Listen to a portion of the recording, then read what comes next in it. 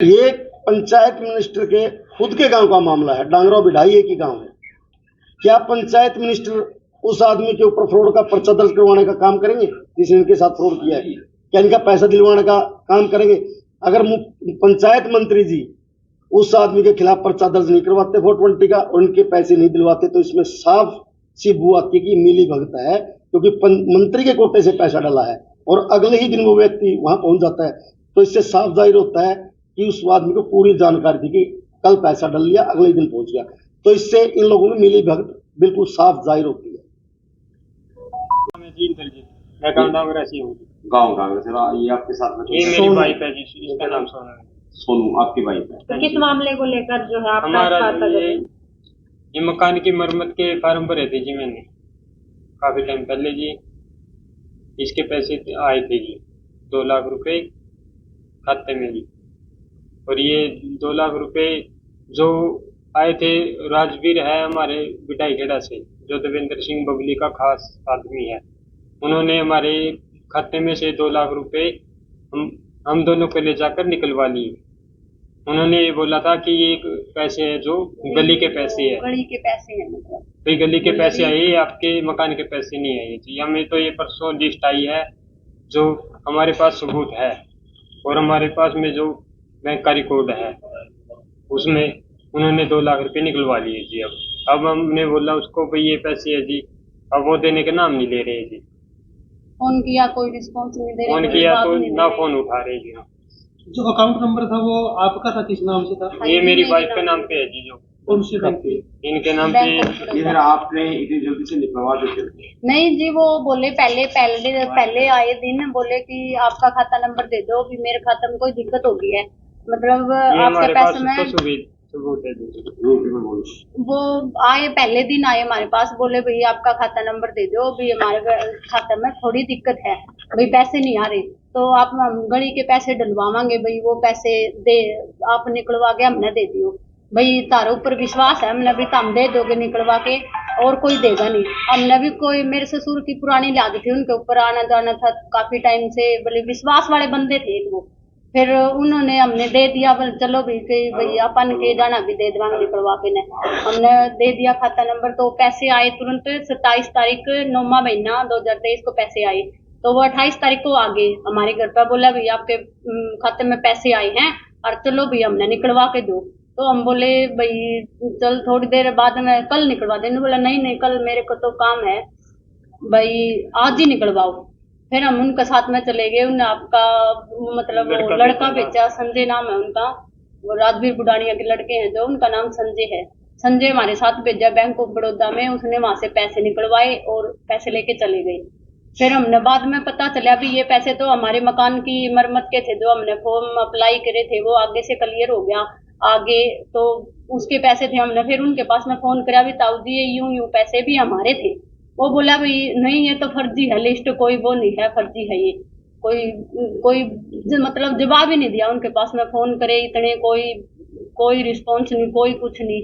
फिर बोला कुछ नहीं फर्जी है ये कह के फोन काट दिया। उसके बाद में ना वो फोन उठाते ना वो कुछ जवाब देंदे ना कोई और। हमने पता चलिया भी ये पीछे हमारे हैं, उनने हमारे से धोखे से निकलवाए भाई ये पैसे गली के हैं और आपके खाता में डलवाए हमने, भाई आप निकलवा के हमने दे दो।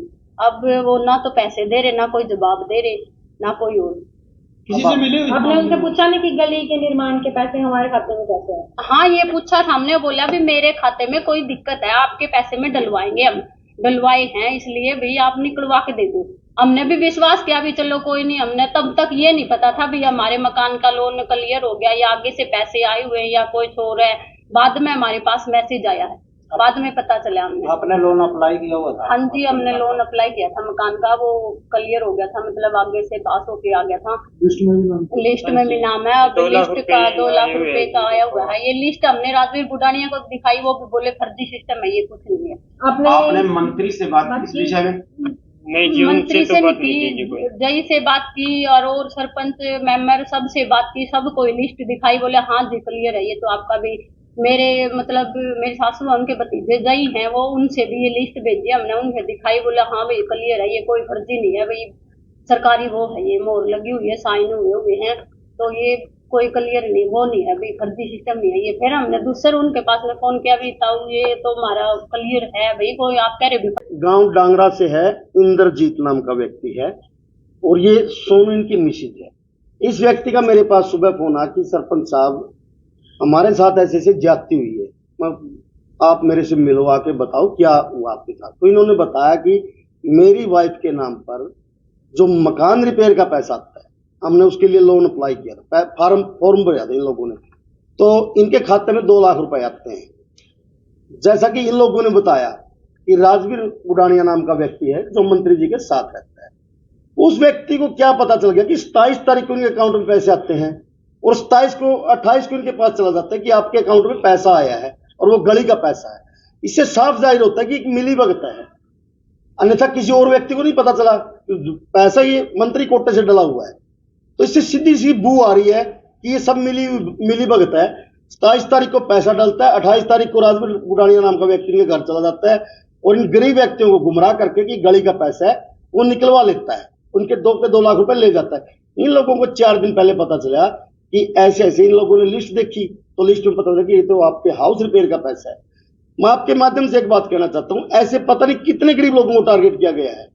आज एक चीज देखो आप, इस व्यक्ति को सरकारी रिकॉर्ड के हिसाब से बीपीएल परिवार का जो रिपेयर का पैसा वो मिल चुका है रिकॉर्ड के हिसाब से।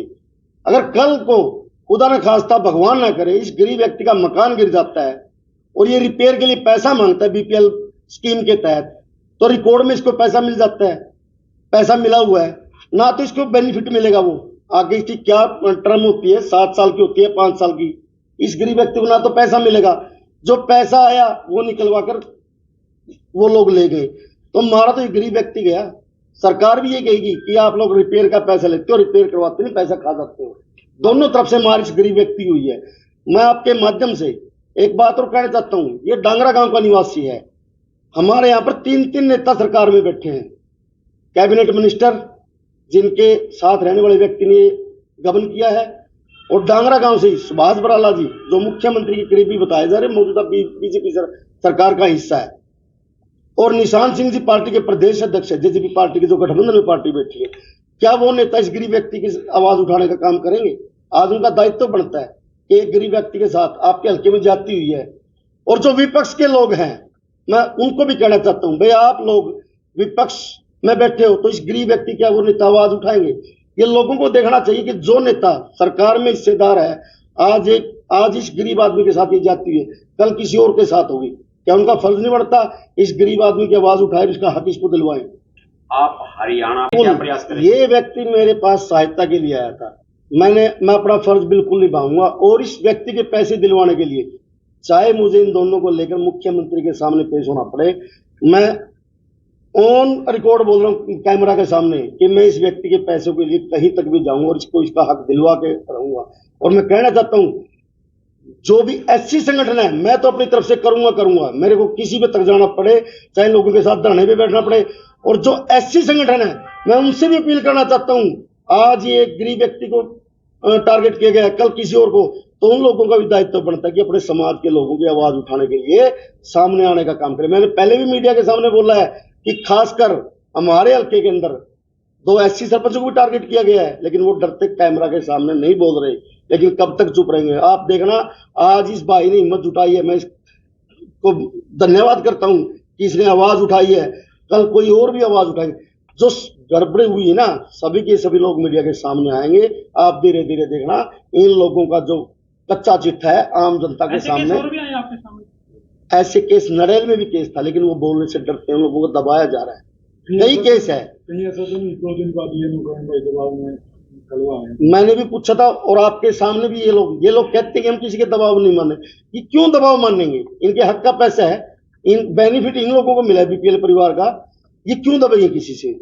मैं तो कहता हूं भाई इस आदमी को इसका हक दिलवाया जाए। और भी सरकार से गुहार करता हूं, मुख्यमंत्री से गुहार लगाता हूं कि और भी जो इस तरह का पैसा डालकर निकलवाया गया है, उन गरीब लोगों को भी सहायता की जाए, उनको उनका हक दिलवाया जाए।